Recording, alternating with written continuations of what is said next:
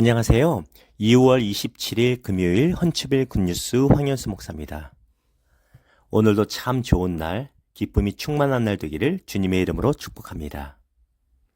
어제 한국의 한 신문사 기사 중에 흥미로운 기사 하나를 읽었습니다. 바로 AI가 전쟁을 벌인다면 어떻게 될까라는 것에 대한 연구입니다. 영국의 킹스 칼리지 런던의 한 교수팀이 GPT, 제미나이, 그리고 클로드 소넷이라는 3대 인공지능 시스템을 가상의 지도자로 설정하고 서로 전쟁을 벌였습니다. 그런데 AI들은 인간과는 달리 이기기 위해서라면 핵무기를 사용하는데 전혀 주저함이 없었다고 합니다. 더 나아가서 내가 이기지 못할 것 같으면 같이 죽자는 마음으로 핵무기를 마음껏 사용했다고 합니다.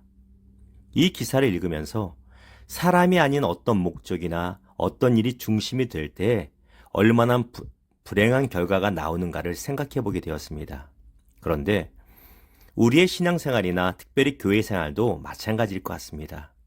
사람이 아닌 어떤 사역의 결과나 교회 성장이나 돈이 목적이 되어버릴 때 그 교회는 불행한 교회가 될 것이고 불행한 신앙생활이 되어버릴 것이라는 것입니다. 오늘 말씀의 원포인트입니다. 하나님의 관심은 사람입니다. 하나님의 관심은 언제나 사람이었고 지금도 하나님의 관심은 그 한 사람, 그 한 영혼입니다.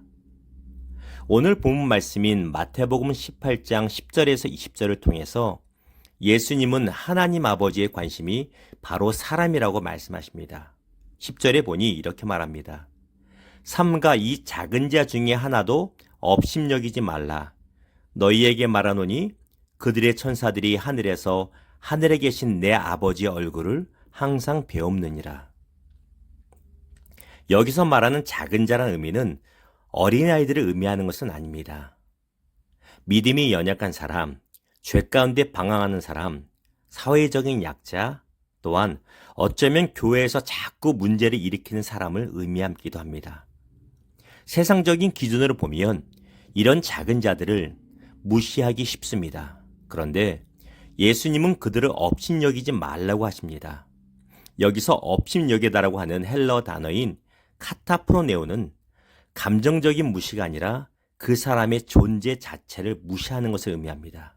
쉽게 말하면 그 사람은 맨날 회방만 되고 도움도 안 되고 그냥 무시하죠. 이런 것입니다. 그런데 예수님은 업신여기지 말라고 하십니다. 왜냐하면 하나님 아버지께서 그 작은 자를 사랑하시며 그가 다시 회복되기를 원하시기 때문입니다. 그리고 12절에서 14절을 통해 잃어버린 양의 비유를 말씀하시며 하나님이 얼마나 한 사람을 소중히 여기시는지 우리에게 비유로 말씀하십니다. 우리가 너무나 잘 알죠. 어떤 사람에게 양 100마리가 있는데 그중 하나가 길을 잃습니다. 그때 그 주인은 99마리의 양을 두고 길 잃은 그 한 마리 양을 찾아 온 산을 헤매 다니고 결국 찾아냅니다. 큰 것을 위해 작은 희생을 당연시하는 세상의 논리로는 도무지 이해하기 힘듭니다. 그럼에도 불구하고 하나님께서 이렇게 하신 이유는 그 잃어버린 양을 사랑하시기 때문입니다. 또한 15절에서 20절을 통해서 예수님은 교회에서의 징계 절차에 대해 이야기하십니다.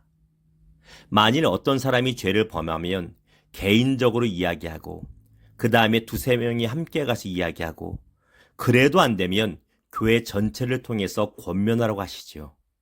이렇게까지 단계를 거친 이유가 무엇일까요?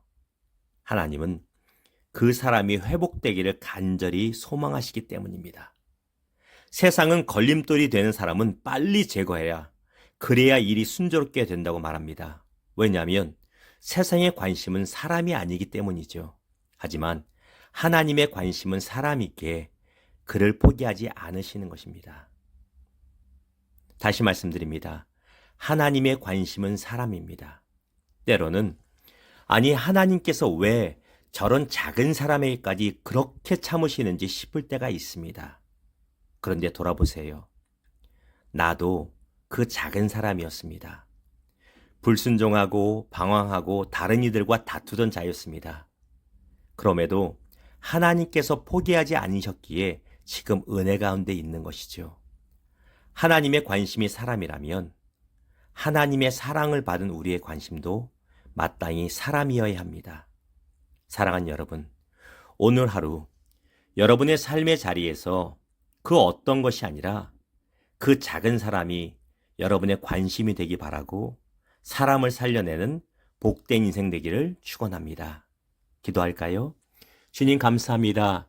오늘 말씀을 통해서 하나님 아버지의 마음이 어디에 있는지 알려주셔서 감사합니다. 어떤 일을 성취하는 것이 목적이 되지 않게 하여 주시고 하나님의 마음을 닮아 한 영혼에게 우리의 마음을 두는 오늘 하루 되게 하여 주시옵소서. 사람을 살려내고 일으켜 세우는 복된 인생 되게 하여 주시옵소서. 오늘 하루를 주 앞에 의탁합니다. 거룩하신 예수님의 이름으로 감사하며 기도합니다. 아멘.